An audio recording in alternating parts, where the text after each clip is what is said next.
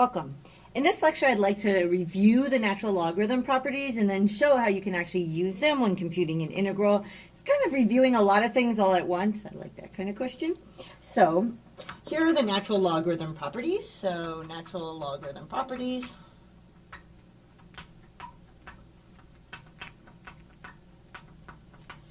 And we're supposing that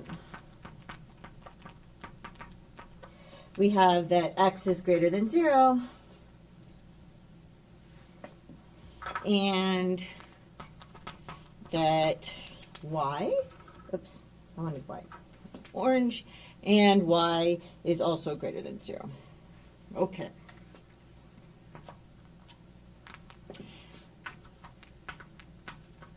Oops.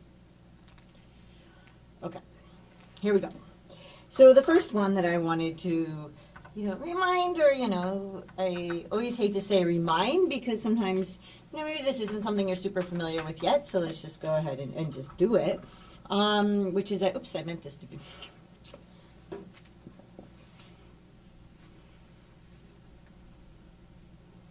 So what's going to happen is that if I take a product, right, a product turns into a sum is a way to think about this. So if I have x times y inside, then this becomes on the outside the natural log of x and y added together. So I get an x here and a y here.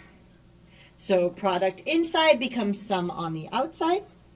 So that's my first one. So my second one is that now I need to have the quotient. So if I have the natural log of the quotient of these instead, so x divided by y, then this is going to equal, now I'm going to do subtraction instead. So I have the natural log of x minus the natural log of y. And then finally I have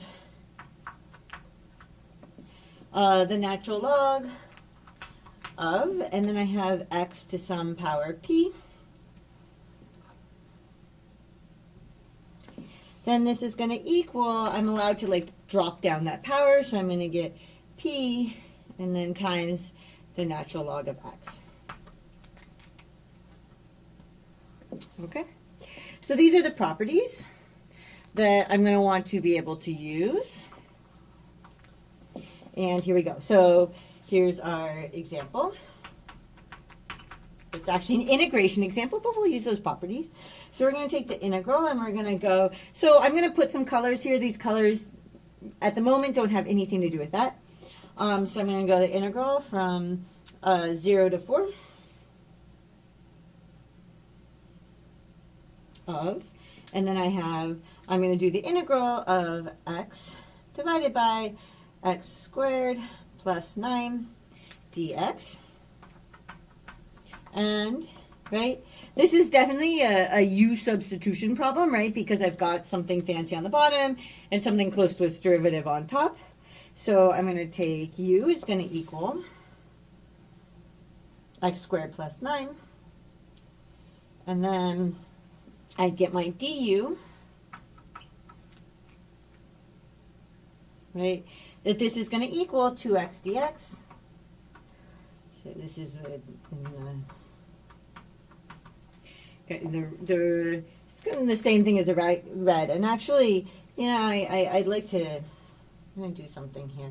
Just to make it clear that these are x bounds, I'm going to write them as x bounds. It's not how the problem was written. It's not how it's usually written. But I think it's good to, it helps to know that these are x values, not u values. Okay, so then we're going to get, right, and then we usually do this trick that it's my preferred way to sort out what we're doing. So is that we kind of isolate dx here, so we can just kind of get everything in terms of u.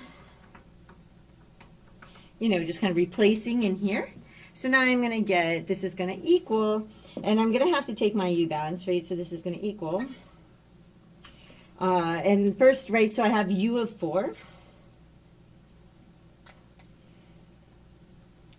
Which is going to equal, so I've got, right, this is squared plus 9 coming from my equation for u there, and put in my 4. And then you can go ahead and compute this and get 25. And I'm going to do the same thing on the bottom bound before I forget, because this is the easiest thing to forget to do. So u is 0. So, and then again, we're just going to put this into this equation for u that I get over here. So I do that. And now I get 9. Okay. Now I can worry about what's going on in here. And I have from there, so I have this, still a remnant from there, so I'll leave it in green, except the bottom is u, right? I can see that there. And then let's put parentheses there so it's kind of clear that that's where that's coming from. And now I also need to replace the dx, so I can do that with what's over there. So this is going to be multiplied by du over 2x. Okay. Now, I do have that these x's cancel, right? And then I have this 2 on the bottom. So this is actually equal to, let's kind of put a line there so it's clear that goes over there. So this here is going to equal 1/2. And then I've got the integral, and now I know it goes from u equals 9. So I say I think it's good to keep track of what your bounds are in terms of, so that you're always integrating with respect to the same thing as your bounds are in terms of, and so on. Okay, and now I just end up with 1 over, and put this in orange just so that it's clear that this is, everything now is in terms of u. So I'm ready to go, right? I never have to go back. Everything's in terms of u. I can just keep going. And so this is going to be the integral of, so this is going to equal 1/2, and then I just take this integral. I can do that, it's not a problem. This is the natural log of the absolute value of u. Make that orange, so this is clear. So this is u, and then I'm going to go from u equals 9, u equals 25. Okay, let's just kind of continue up here. So from there I got this was equal to 1/2 the natural log of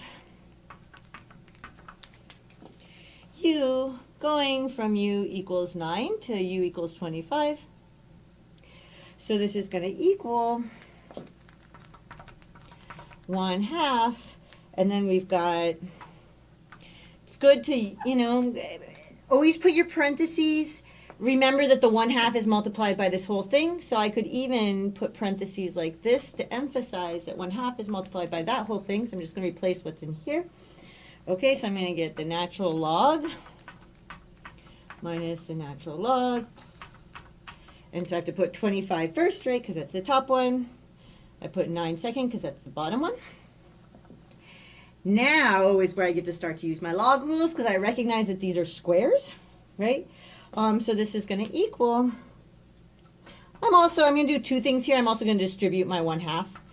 I'm hoping that's not too many steps at once, but the 1/2 goes to each of these, and then I'm going to see in here, right, 25, okay, I can do that. That is going to be, and let's even use our same colors as there so we know exactly what we're doing and what to do. So we have a 5 squared here. Okay, and then this 1/2 has to get distributed, right? So this is, and then minus 1/2, the natural log. Okay, and then we have so if it's 9, then that's 3 squared. Okay, and then we keep on going. So this is going to equal, now I'm going to use property, if I look over here, this is this property here, so this is property 3. So here, going, this step is property 3.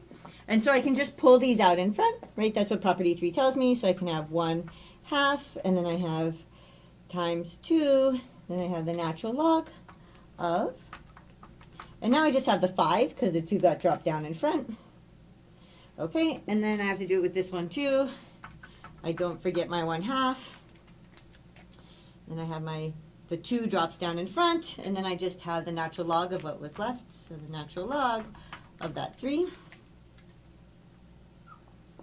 Okay, and now this is going to equal, right? When I have 1/2 and 2, these are, let's do a little cancellation here.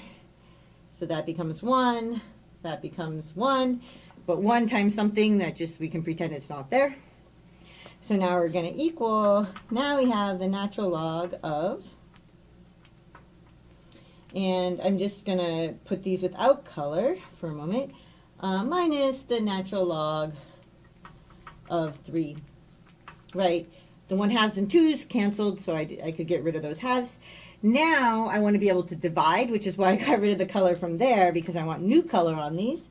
So this is the top, and this is the bottom to match up with the subtraction over here. Tells me I can divide. These equalities go both ways, right? Equalities go both ways. So if this equals this, and I can go around the other direction, and this equals that. So I'm going to get that this is going to equal the natural log of 5/3.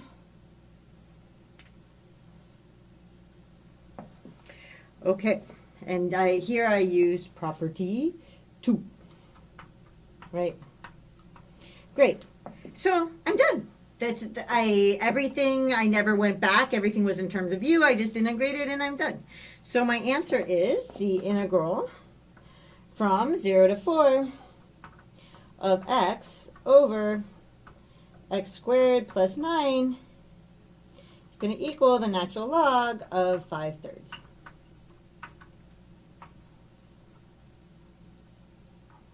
Okay, so let's kind of go through and recap.